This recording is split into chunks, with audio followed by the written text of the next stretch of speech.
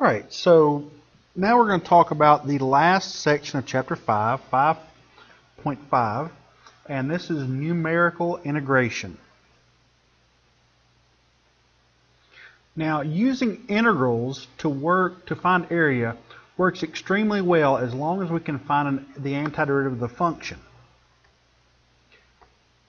Sometimes, though, the function is too complicated to find the antiderivative. At other times, we don't even have a function, but only some measurements taken from real life that would be put in like a table or something. So what we need is an efficient method to estimate area when we cannot find the actual antiderivative or don't have the function.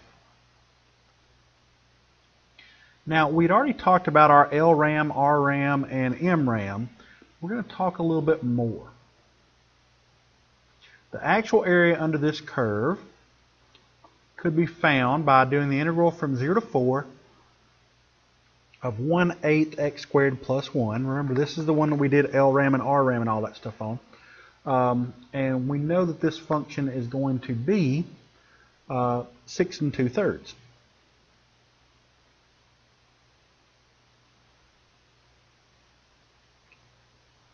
Now, if we did the left-hand rectangular approximation, don't worry about copying this part down.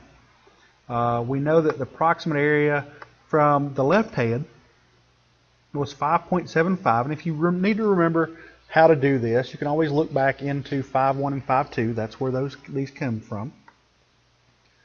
And the right-hand rectangular approximation method was 7.75, which was too high. And if we average the two, we end up with 6.75, which gives us 1.25% error. That's too much error for our problem. Of course, it depends on how accurate you need to be, but greater than 1% accuracy is too high. Now, when we average the right and left rectangles, what that gives us is trapezoids. Now, you'll notice here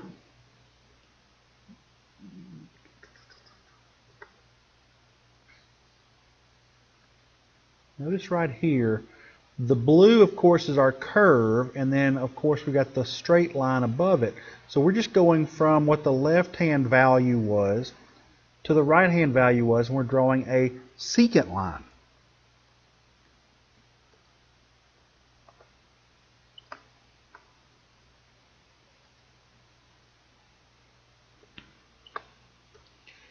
And we can find the trapezoidal approximation by doing this. 1/2 base 1 plus base 2, and there's an understood 1 in here for every one of these because the height of this trapezoid is 1. So we have 1/2 base 1 plus base 2 times the height, and in this case each one of the heights, distances between the parallel sides, is 1. So that's what we've got. We got 1/2, 1 plus 9.8, 1 or 9/8, 1 here, 9/8 here. And then 1/2, 9/8 plus 3/2, 9/8 here, 3/2 here. And then 1/2, 3/2 plus 17/8. 3/2 here, 17/8 here.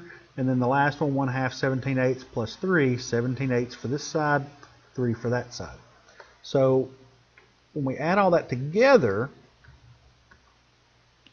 and calculate that, notice here, and this is going to be something we're going to look at here in just a second, notice we got the 1/2, and we can factor that out for this one, this one, this one, and this one, and then just add all this stuff together. So we end up with 1 plus 9/8 plus 9/8 plus 3/2 plus 3/2 plus 17/8 plus 17/8 plus 3. We'll see this again in just a second, but all the stuff inside is doubled. So we end up with 1/2 of 27/2, which gives us 27 over 4, which gives us 6.75. And that's still too high. It's too high of an approximation.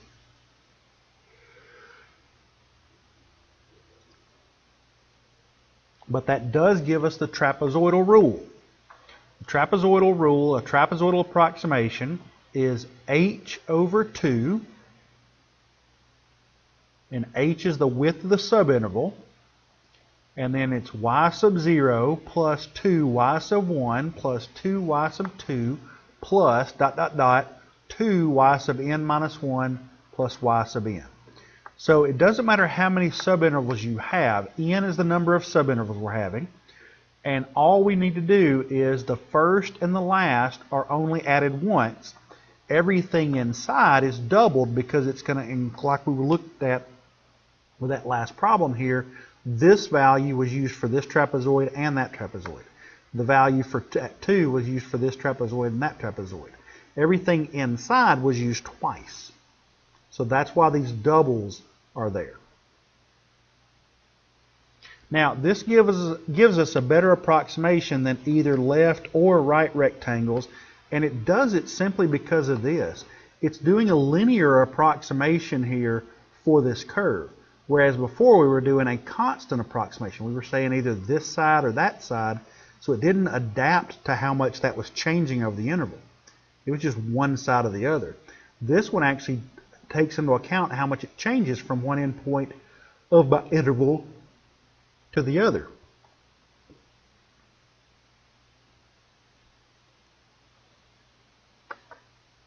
So that's the trapezoidal rule, and this will not be given to you. You'll have to know that equation.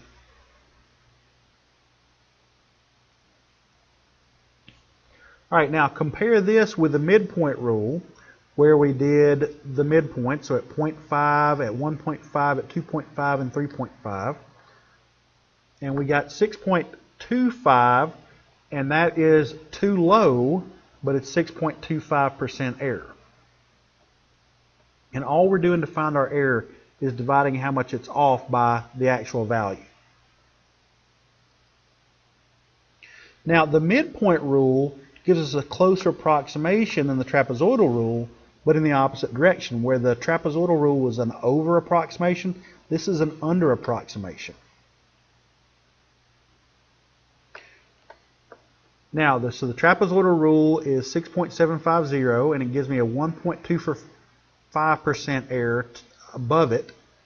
And the midpoint rule gives me 6.625, or a 0.625% error below it. And what do we notice about if we doubled the 6.25%? Well, it's going to equal that thing right there. So notice that the trapezoidal rule gives us an answer that is twice as much error as the midpoint rule, but in the opposite direction. So what we can do is we could use a weighted average and double this thing, use this thing twice to equal the amount of error we have there, so they would cancel each other out. So if we used a weighted average, we do 2 times 6.625 plus 6.750 divided by 3. And that gives us the exact answer that we're looking for. Now, guys, I want you to understand, this is a special case. Every time we do this weighted average thing here, we're not going to get the exact answer. This is a specific case, and you'll understand why in just a little bit. But just don't think that all we have to do is do the trapezoidal rule and midpoint rule and double the midpoint rule, and we're going to get the exact answer every time. That's not the case. It just happens to work out for this one. All right, now this weighted approximation gives us a closer approximation than the midpoint or the trapezoidal rule. Matter of fact, in this case, it gives us the exact answer. It won't always, but it will always give us a closer approximation. Don't write any of this down. This is just showing you why it works and all that stuff. So we've got m equals 2 times h times y1. That's this one. And there's y1 right there, that length. Plus 2h times y3 equals 2h y1 plus y3. Trapezoidal rule gives us all this. And we put everything together.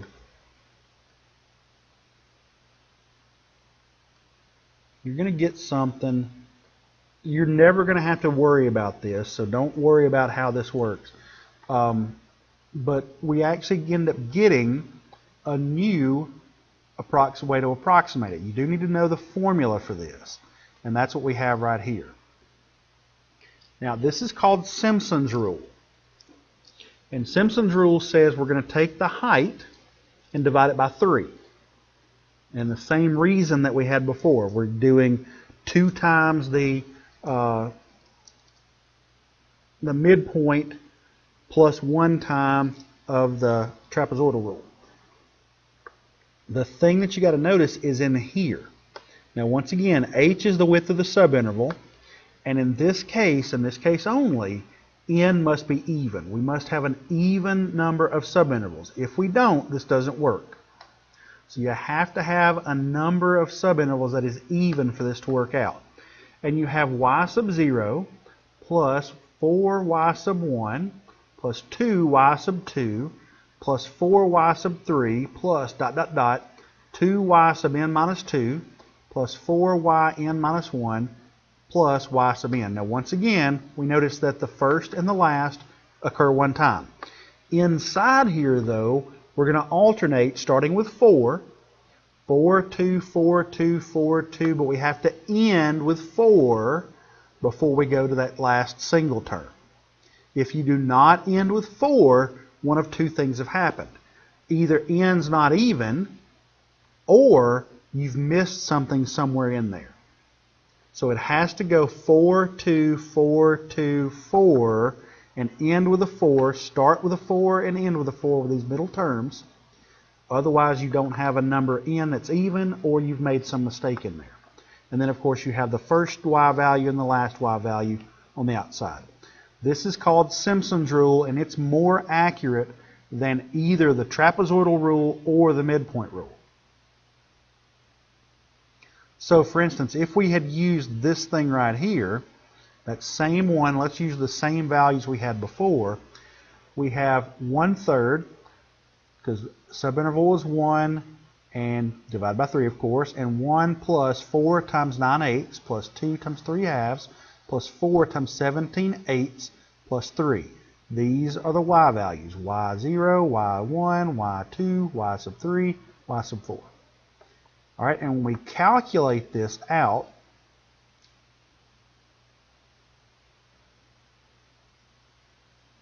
we end up with 20/3, which is 6 2/3. So once again, an exact answer. It's not always going to give us an exact answer, but it's going to give us a much better approximation than the midpoint and the trapezoidal rule.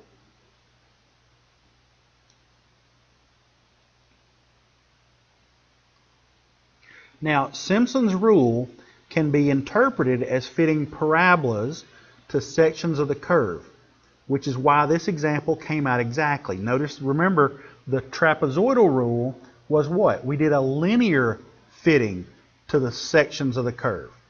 Remember when we did, and let me show you real quick here, just to give you an example. So we've got our curve here. Ooh, that's ugly. And let's just do one subinterval. It makes it a lot more easy to see with one subinterval. So if I were to do one line, I would go from here to there. There's my linear approximation of this interval. If I do a parabola, it's going, and this is an a t squared or whatever, then it's going to fit exactly to that line over this interval, because a parabola is a parabola is a parabola. So that's why this one comes out exactly. All right, Simpsons Rule will usually give us a very good approximation with relatively few subintervals. It's especially useful when we have no equation and the data points are determined experimentally. We just have like a table of values to use. All right, the trapezoidal rule will underestimate the integral from a to b of f of x dx if the graph of f is concave up on a to b. Justify your answer. True or false? Well, what do you think? Well, the answer is false. The trapezoidal rule will overestimate the integral if the function is concave up. And notice we can see some arrows, we can see some examples here. If it's concave up, my line actually goes above the curve, so I'm including an area that's not actually below the curve. All right, for a given value of n, the trapezoidal rule with n subdivisions will always give you a more accurate estimate of the integral from a to b of f of x dx than a right Riemann sum with n subintervals. Justify your answer. Well, as you can see, this is false. Once again, think about a constant function. A constant function, if we do the trapezoidal rule, it's nothing more than a right Riemann sum, where we have the function like that. If we do a right Riemann sum here, well, we're going to find all the area there. If we do a trapezoidal rule, well, if this side and that side are exactly the same, there's not really a trapezoid, it's still a rectangle. So a trapezoidal rule is not going to help you any.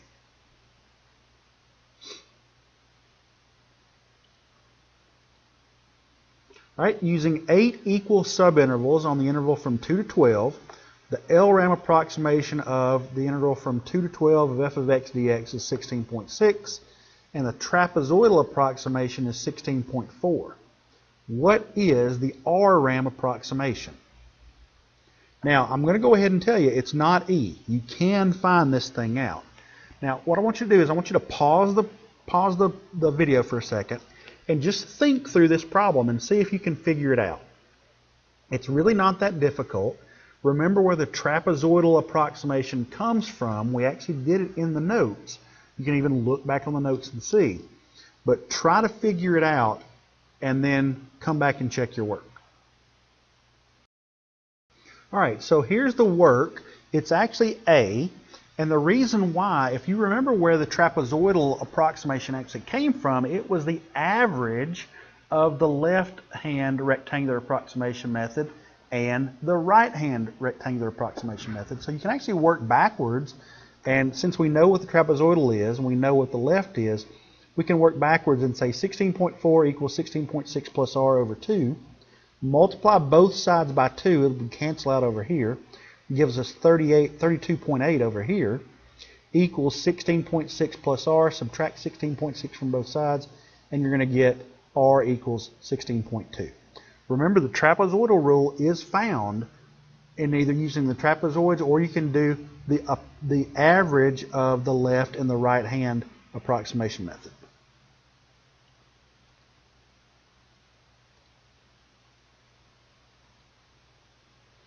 All right, if 3 equal subdivisions over the interval from -2 to 4 are used, what is the trapezoidal approximation of the integral from -2 to 4 of e to the x over 2 dx? All right, so you're going to have to find use the trapezoidal approximation for this function f of x right here over the interval from -2 to 4. You're splitting it up into 3 equal subdivisions. Well, -2 to 4, that has a distance of 6. So 6 divided by 3, you're going to move 2. So you got f of -2, f of 0, f of 2, and f of 4 to find values for. So when we do that, we're going to plug in e to the -2 over 2, and e to the 0 over 2, which by the way is 1/2, and e squared over 2, and e to the 4th over 2. So now, when we go to set this up, these are just the y values here. Remember, the trapezoidal approximation is what? It's going to be, the trapezoidal is h over 2, so we've got 2 over 2, times e to the -2 over 2, plus 1/2, plus e squared over 2, plus e to the 4th over 2. And of course 2 over 2 is 1, so we end up with that going away, and we've got e to the -2 over 2 plus 1/2 plus e squared over 2 plus e to the 4th. Now we notice that we factor out a common 1/2, so let's go ahead and do that. So what do we end up with? We end up with e to the negative 2 plus 1 plus e squared plus e to the 4th. All right, so I know it's not going to be this one, it's not going to be that one, it's not going to be that one, it's going to be one of these two. So which one has those values that we're looking for? Well, there's only one problem, and I made this mistake. Don't forget we're doing the trapezoidal rule. We're not just adding the y's up. We also have to double these in the middle. So this would cancel out with that. And so if we factor that out, that's actually going to be a 2. And the e squared is going to have a 2 in front of it. So we have e to the negative 2. So when we factor out that 1/2, we're going to have 1/2 e to the negative 2 plus 2 plus 2e squared plus e to the 4th. So that's going to be D.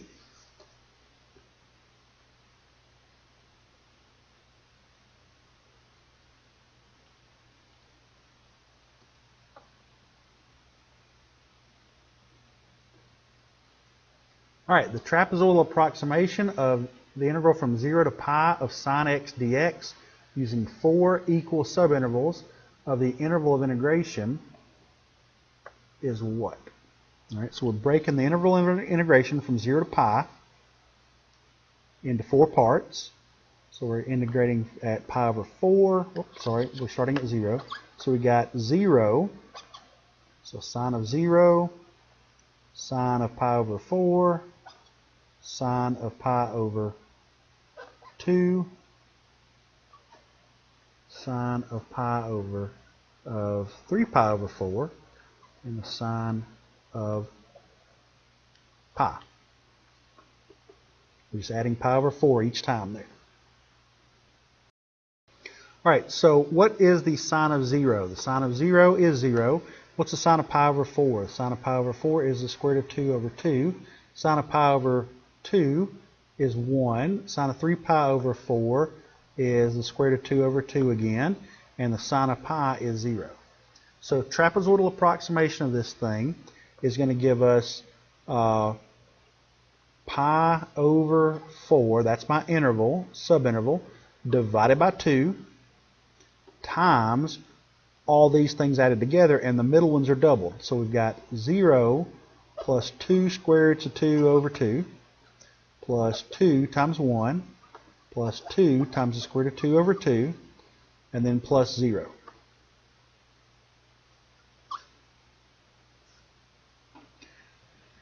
All right, so pi over 4 divided by 2 gives me pi over 8. And then I'm multiplying by 0, of course, I can ignore.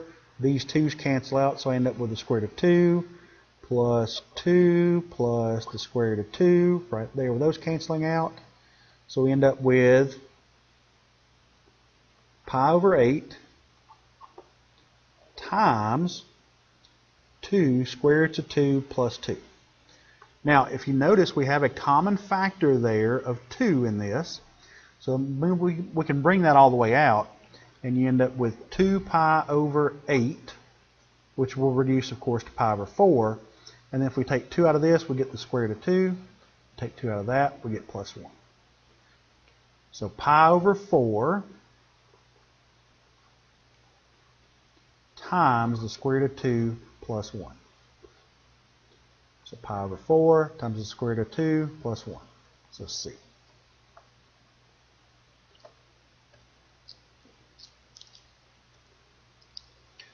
All right, now suppose that f prime, and f double prime are all positive on the interval from A to B.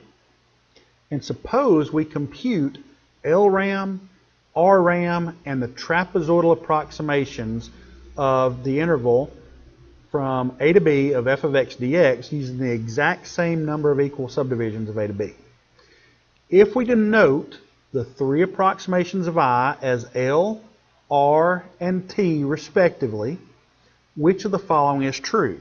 So what we're doing here is we're looking at which ones are going to be above the actual value of the integral and which are going to be below the actual value of the integral. So we're going to start and go left to right, smallest to largest. So we know that f prime, and f double prime are all positive. So we need to think about what that means. Well, if f is positive, that means it's above the x-axis. If f prime is positive, that means the slope is positive. It means it's increasing. And if f double prime is positive, that means it's not only increasing, but it's increasing at an increasing rate. In other words, it's going to be slope is positive and it's concave up. So that function we've been looking at for a while fits the bill, doesn't it? It's positive. The slope is positive. Let me change this just a little bit. I'll move the y-axis to right there. So it's positive, the slope is positive, and it's concave up. So that right there would fit. So if we do our different approximations here, let's do the left-hand approximation in red. And we'll do it with just 2 subintervals because it doesn't matter how many subintervals. So let's do that. Let's say that that is B and A is 0. All right, so that's going to be pretty much a good under approximation there. All right, let's do, well, so L was red. Let's do R. Right hand means we're going to go over here and come across. We're going to come over here and come across.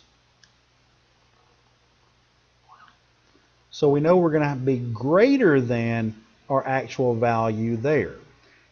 All right, and then what about our trapezoidal approximation? So that means we're going to go from here to there, and from there to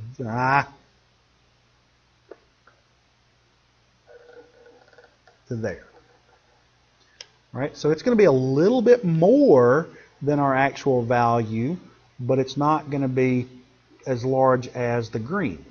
So what do we know? Going from left to right, what's going to be the smallest value that we have? Well, the smallest value we have, and by the way, the purple, don't forget the purple is I. It's the actual value of the interval. All right, so what's going to be the smallest value we have? Well, it's going to be the red, so it's going to be L. So right there we can automatically go ahead and get rid of that and get rid of that. All right, so the next value up is going to be the actual value, isn't it? If we can see, we can zoom in there and see. Let me zoom in a little bit here. So you can see there that the red is the lowest. The purple, the area under it, would be the next largest number. So that means I is our second one. As we look at our options, we know that we can get rid of this one right here. So we're down to a 50-50 shot here. All right, and then what is the very next thing? Well, the very next thing is the blue. And if you remember, the blue is our trapezoidal approximation. So LITR. That's going to be the answer that we're looking for right there. All right, let me get out of the zoom here.